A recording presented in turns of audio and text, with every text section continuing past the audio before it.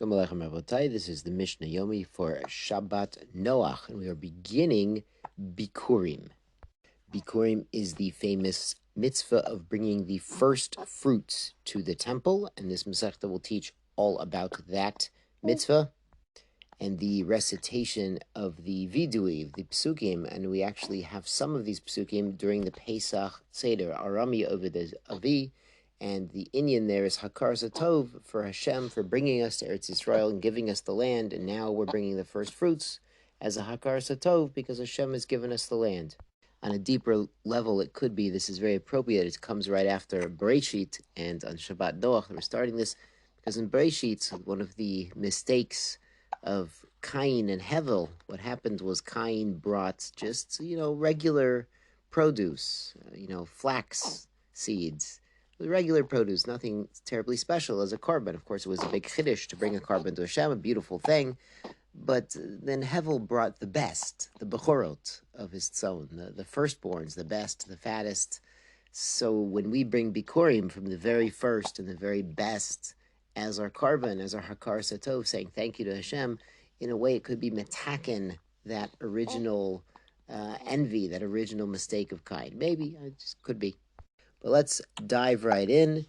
Mishnah Aleph, Perek Aleph. Yesh meviin bikurim v'korim. There are some who bring bikurim, they bring their first fruits to the temple, and they recite the parsha. Meviin v'lo korim, some bring the fruits, but they don't recite the psukim. V'yesh she'enan meviin, and some don't bring at all. So the Mishnah explains, Elu she'enan meviin. These are landowners that don't actually bring, they're not allowed to even bring the bikurim. And loteya l'toch shelo, he plants his trees or his vines in his own property. V'hivrich l'toch shel yachid o shel rabim. But then he bends a branch or a vine into someone else's property or public property. So this is a method of propagating trees and vines that we've discussed in Masechta Kilayim, where you can actually bend the branch or the vine and it will start to take root elsewhere and then come up as a new plant. So it's a method of propagating plants, but here he's doing it illegally in someone else's property or even in public property. Or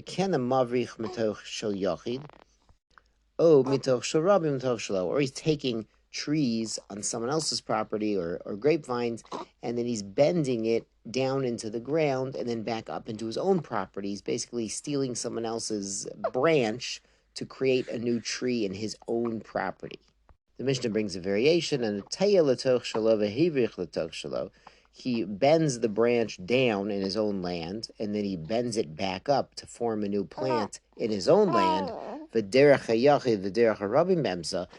the problem was there was a highway that he went under, or a road, or someone else's path. He can't bring.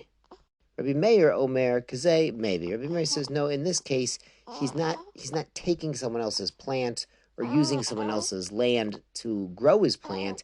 The planting is all in his own land. He's just bending the branch or the vine underneath someone else's land, and as long as it doesn't cause any damage, then Rabbi Yehuda does allow it. Mishnah Beis. Now, Mishnah Beis is great because it explains the reasoning behind Mishnah Aleph. Me'ezei tam eino mevi. From what reason can he not bring in such cases?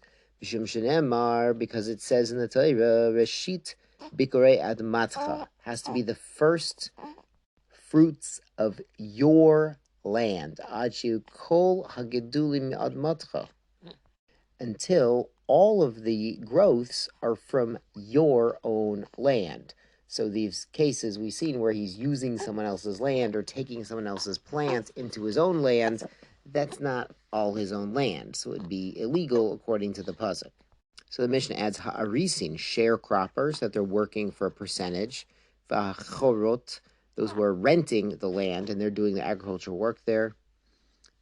V'hasikrikon, sikrikon is like mafia guys who by force or threats ran someone off their land and now they're using the land. Gozlan, or a plain old thief, ein mevin, they can't bring bikurim. Me'ototam, from this very reason, mishum shenemar reshit bikurei admatcha. It's the first fruits of your land. This isn't truly their land. They're just squatting there or renting or sharecropping. And Rabbi said, perhaps it's funny to think that a mafia gangsters who ran someone off his land would want to bring Bikurim, but some people are really good with Bein Adam L'Chaveiro, some are very good with Bein Adam L'Makam, so it's important to be well-rounded. Shkoyach Rabotai, Shabbat Shalom, good Shabbos, Sei gesund.